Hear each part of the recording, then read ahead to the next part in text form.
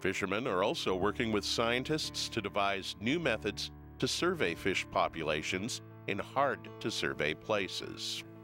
The Canary Rockfish Project started several years back under the auspices of the Pacific Groundfish Conservation Trust. Put out a request for proposals to do some work primarily to try to survey rockfish, specifically canary rockfish, to supplement the information that was being provided by the National Marine Fisheries Service trawl surveys. One of the problems with the normal trawl survey mechanism or process that they use is that they don't conduct these surveys in areas of very rough, hard bottom because the nets can get torn up. They can get caught up on the rocks. So one of the things that we were hoping, and the industry was hoping to do all along, was to try to develop a survey device that would be able to survey these difficult to survey areas. That's a challenge. This video trawl that we have developed is using commercial fishing gear, but with an open end at the back of it and this trawl camera that's looking at the fish. So the basic idea was to have one of these shrimp excluder grates force the fish up and out through an opening, and we would have our cameras looking at that opening. And that's the fundamental design that we've adopted in this video trawl work.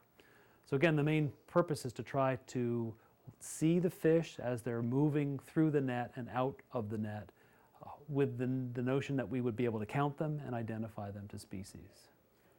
I think there is an appreciation now for the fact that status quo for doing surveys, there are some major problems with it.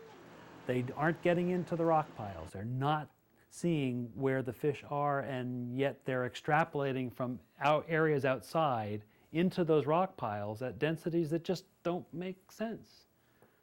There are a lot more fish in certain areas than what they're capable of measuring with current technology.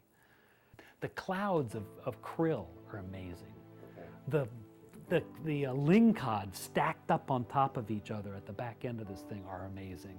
The canary coming out, which is really the point of the project, those are amazing. There's one section where there are thousands and thousands of red-striped rockfish just flowing out of this net. I mean, there's some pretty visually incredible clips. There's still technical issues to be worked out, but I think there's a lot more that we could learn relatively inexpensively from use of this technology, from better use of fishermen's knowledge about where the fish are, and trying to do that in a systematic and a scientifically defensible and repeatable manner, so that it's not just the fishermen saying, oh, there are a lot of fish out there, and the scientists saying, or the manager saying, oh no, there are no fish out there, and you're just kind of stuck not being able to get ahead at all.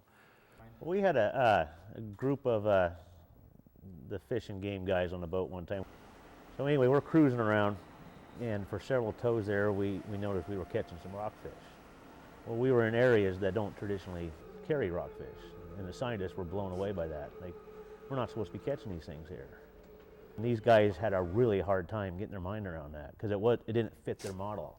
It wasn't something that they were used to seeing, which just goes to show you, I mean, even the scientists haven't got it all figured out.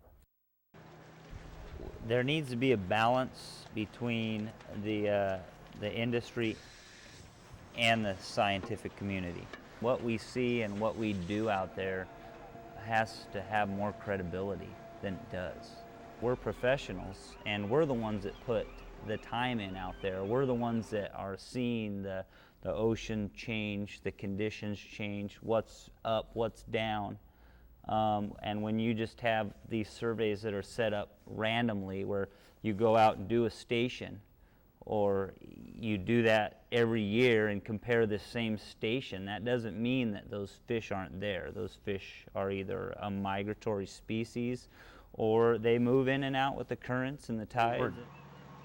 I think the new scientific team that we're working with in the trawl survey, top notch. I really believe that they want to see changes, and they want sustainability, and they want to see a future in this.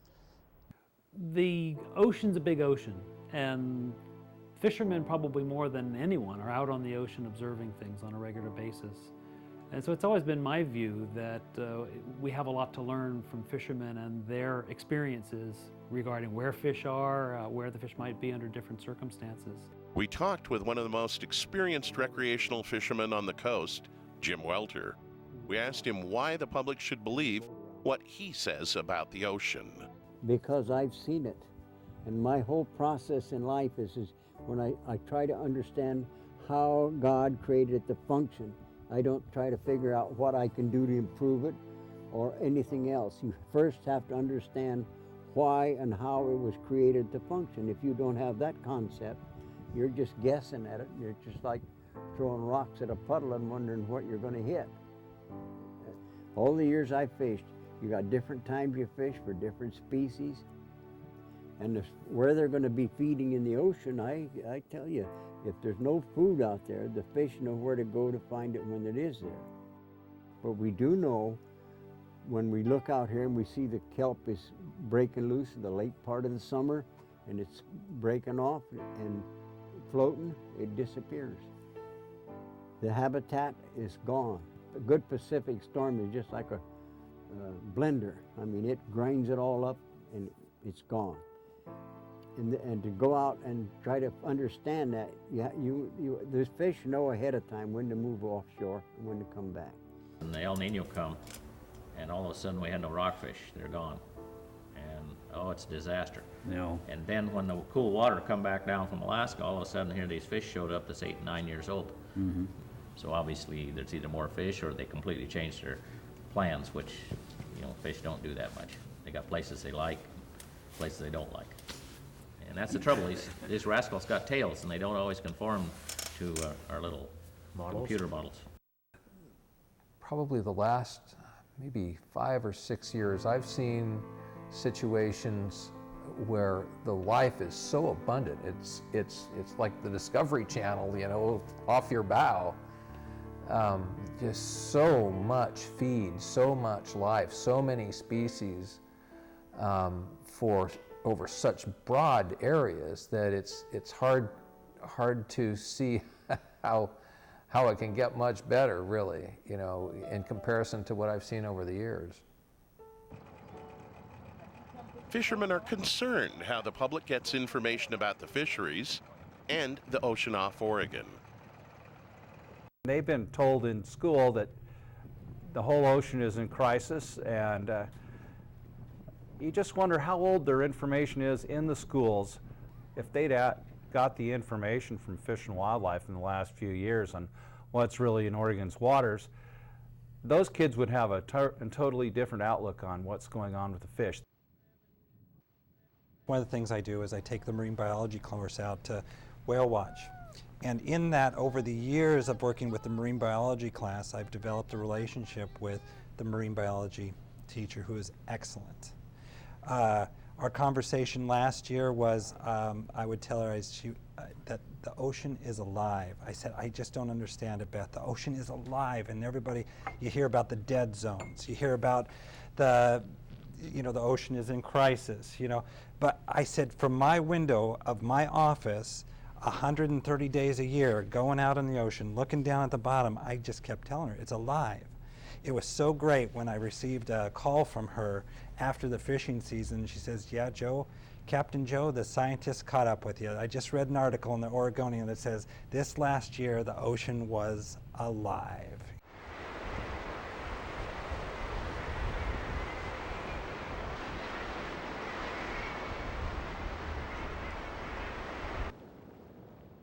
When we first started fishing, I first started fishing maybe 30 years ago, we were basically harvesters, and overfishing wasn't a concern. We hadn't really seen it in this area.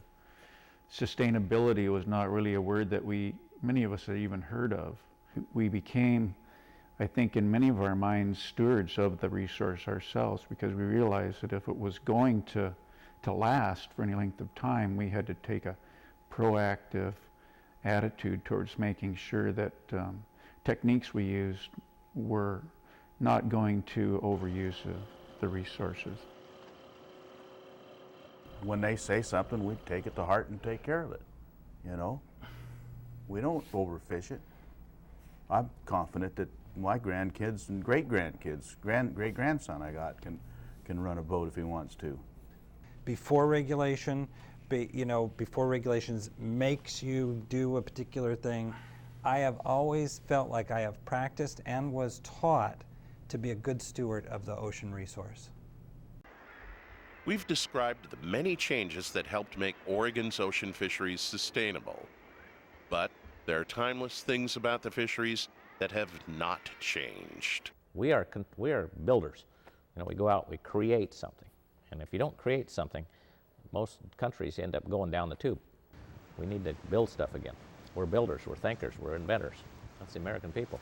And you take the fishermen, they're very innovative because you go on this boat, you've got electronics, you've got hydraulics, you've got refrigeration, you've got seamanship, you've got all this stuff to worry about and safety for the crew. And then in the meantime, you got to catch fish. So you've got about 7 scenarios going all the time. And